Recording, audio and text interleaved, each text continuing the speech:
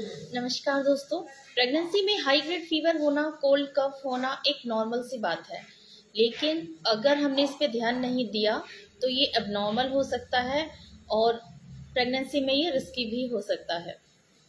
तो आज बात करेंगे कि क्या ऐसा कर सकते हैं कि प्रेगनेंसी में हम खुद की देखभाल करें और हम कोल्ड एंड कफ से बचें। अगर आपको फर्स्ट ट्राइमेस्टर में कोल्ड एंड कफ हो रहा है तो कोशिश कीजिए बहुत ज़्यादा मेडिसिन सब ना लें, क्योंकि ये जो समय होता है बहुत ही संवेदनशील होता है।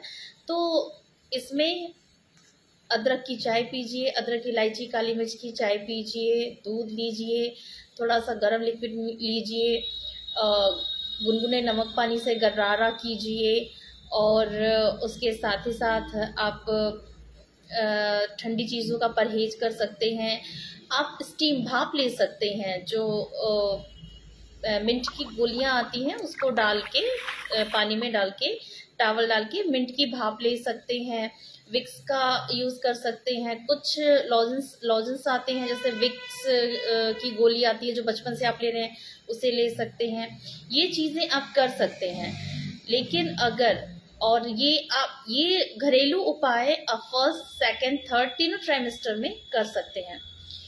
लेकिन बात आती है कि आपने ये सारी चीज़ें कर ली हैं लेकिन फिर भी आपको फीवर, कोल्ड एंड कफ लगातार बना हुआ है, तो अपने गायनेकोलॉजिस्ट से संपर्क ज़रूर करें। और जहाँ तक हम फीवर की बात करते हैं तो उसमें फीवर में हम सिर्फ पैरासिटामोल की टैबलेट्स ही फर्स्ट, सेकंड, थर्ड ट्राइमेस्टर में ले सकते हैं। पैरासिटामोल के अलावा हम कोई और टैबलेट नहीं लेना चाहिए प्रेग्नेंट वुमेन्स को।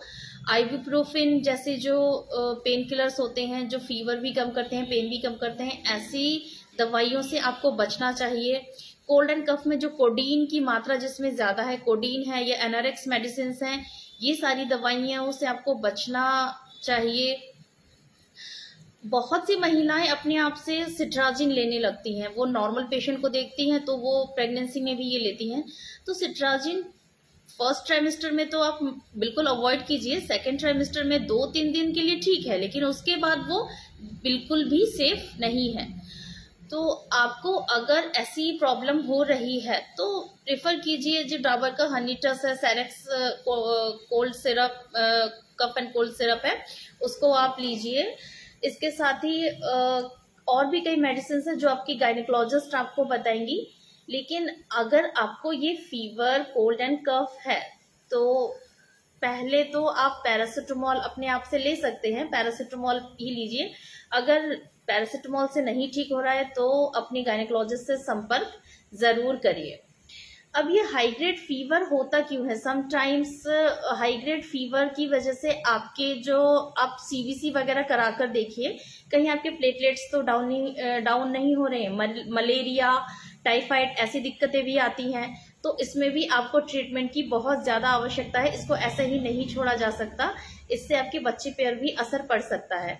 और प्रेगनेंसी में बहुत ध्यान रखने वाली बात है कि ऐसी दवाइयों का चुनाव कीजिए जिससे आप सेफ रहे और आपका बच्चा भी सेफ रहे। तो इसीलिए कोई प्रेगनेंसी में छोटी से छोटी चीज़ भी कभी कभी बहुत बड़ी हो जाती है, तो अपनी गायनेकोलॉजिस्ट से संपर्क करके ही सारी दवाइयाँ लें और जो मैंने आपको घरेलू नुस्खे बताए हैं उनका प्रयोग करें।